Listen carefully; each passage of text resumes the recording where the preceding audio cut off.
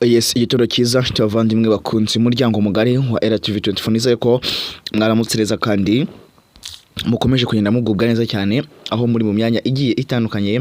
Anizere ko muri amahoro Nyagasani akomeze abishimire kandi abahe kugubwa neza cyane. Rero ni muri studio za RTV24 ni Pazo niyo mazina yanjye.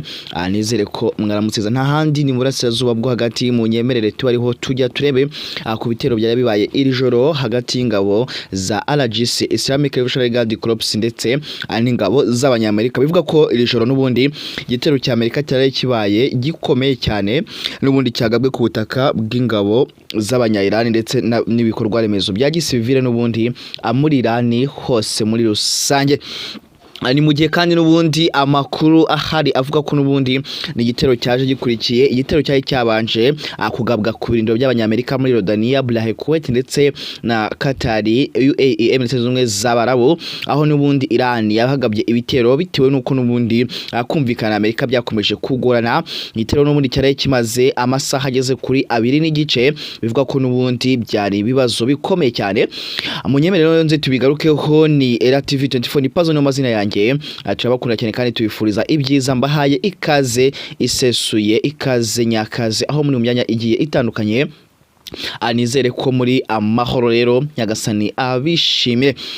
Nkuko rero maze kubabwira iri joro n'ubundi Amerika yagabye ibitero bishya muri Iran muri iri joro n'ubundi ryakeye, bivuga ko n'ubundi byamaze amasaha agera kuri 2 n'igice kandi n'ubundi abigakubita kandi bikangiza ahantu henshi cyane ho muri igihugu n'ubundi cya Iran, cyane cyane mu majyaruguru muri majyaruguru ya Azahid ndetse mu majyepfo Fars ndetse na Homagazani, Bandar Abbas, Keshna, Israeli, kirwa cya Sirik ndetse no ku bindi bijyambu. Amakuru rero avuga ko n'ubundi ingabo za Amerika zavuze ko zari zigamije n'ubundi birindiro ndetse n'ibikoresho bya gisirikare cya RGC Islamic Revolutionary Guard Corps, ibigo biyobora mesire, ibikoresho bya za drone n'ibikorwa remezo byo ku nkombe, cyane cyane n'ubundi amateme ndetse n'ibindi. Amakuru akavuga ko n'ubundi iri joro ibyaraye bibaye n'ubundi muri Iran nabyo byari agahoma munwa cyane gakomeye, kubera yuko n'ubundi ubuzima bwongeye kwikubita hasi, burongera burangirika cyane. Ni ikintu ubona ko kiri kuba kandi ukabona kirahangakije cyane, kuko ubuzima buri kuba uyu munsi wa none ntabwo busanzwe ntabwo bwigeze bubaho.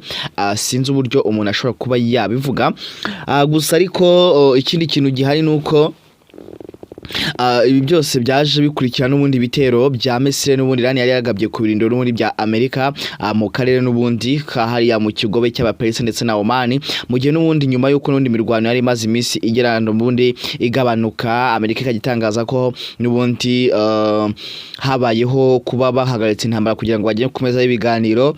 Ariko binyuze muri Minisiteri y'Ububanyi n'Amahanga y'igihugu cya Iran bo bagatangaza ko n'ubundi nta biganiro bihari.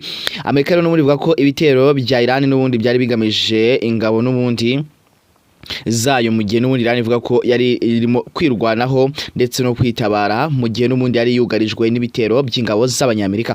Ngira ngo ibi ngibi ni ibintu bimaze iminsi biriho cyane cyane n'ubundi hariya muri Burasirazuba bwa hagati, kuko ingabo za Amerika ndetse n'ingabo za Iran bo batangaza ko buri ruhande ruba rurimo rwirwanaho. Amerika itangaza ko birimo irwana kuri Hormuz kugira ngo amata atambuke ndetse no ku buzima bwo mu Burasirazuba bwa hagati, ngo Iran ishaka kwigarurira, yani nayo igatangaza ko irimo ikiza umunyagitugu waje n'ubundi kwibangamira. Gusa ariko tugiye mu kuri kw'intambara, Amerika niyo yateye Iran kandi ubundi Iran nta kibazo na kimwe yari ifite.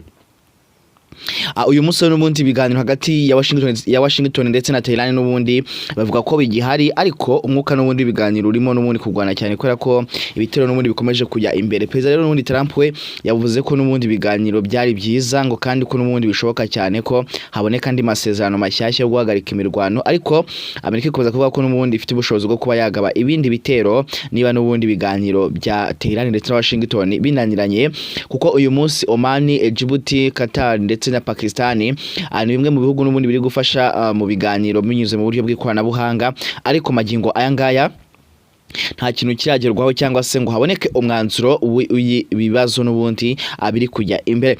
Muri Iraq naho n'ubundi ibibazo by'intambara bikomeje kuba byinshi bitewe n'ubundi n'intambara ya Amerika ndetse na Iran, kuko Amerika na Saudi Arabia byagabye n'ubundi bitero ku mitwe yitwaje intwaro ishyigikiwe n'ubundi na leta ya Tehran hariya muri Iran, hanyuma ibyo bitero n'ubundi bigabwa muri Iraq. Bituma rero n'ubundi leta ya Iraq yamagana ibyo bitero ivuga ko n'ubundi ari ukurenga ku bwigenge bw'igihugu cyabo ndetse no kubangamira ubusugire bwacyo, aho n'ubundi cyatangaje kivuga ko n'ubundi nacyo bwacyo nibiriza kurangira kigiye mu ntambara ngo biza kuba ibindi.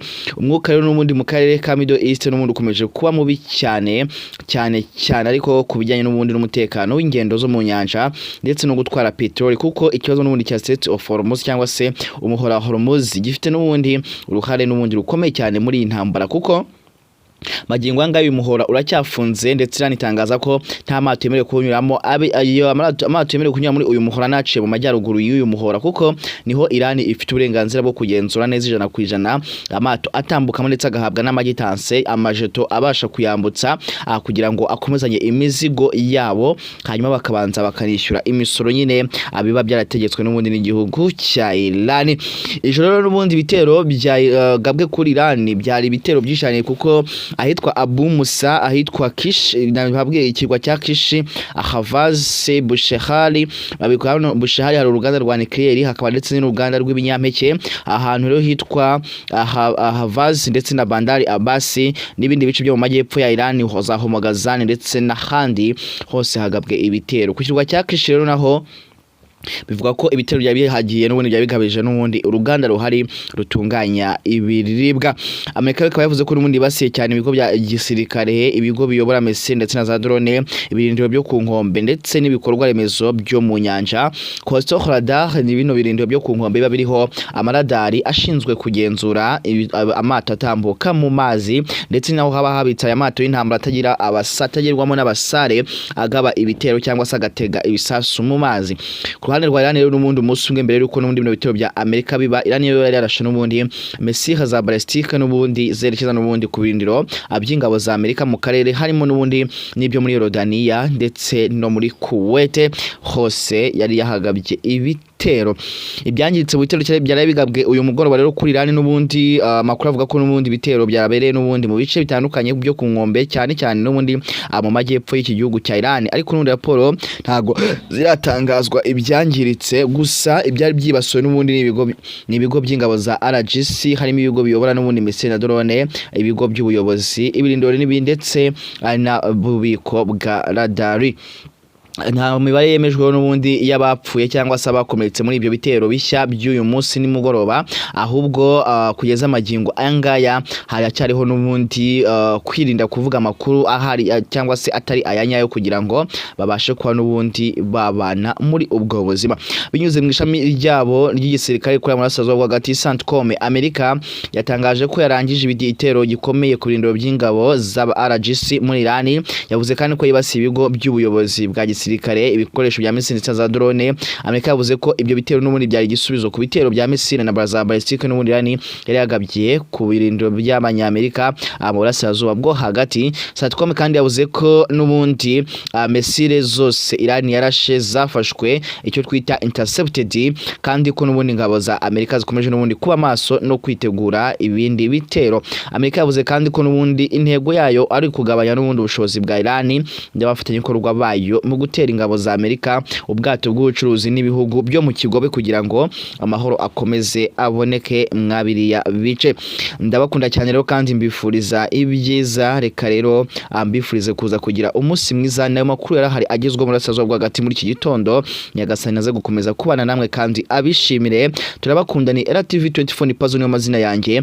Mbifurije kugira umunsi mwiza kandi muze kuguma kugubwa neza cyane. Ciao ciao.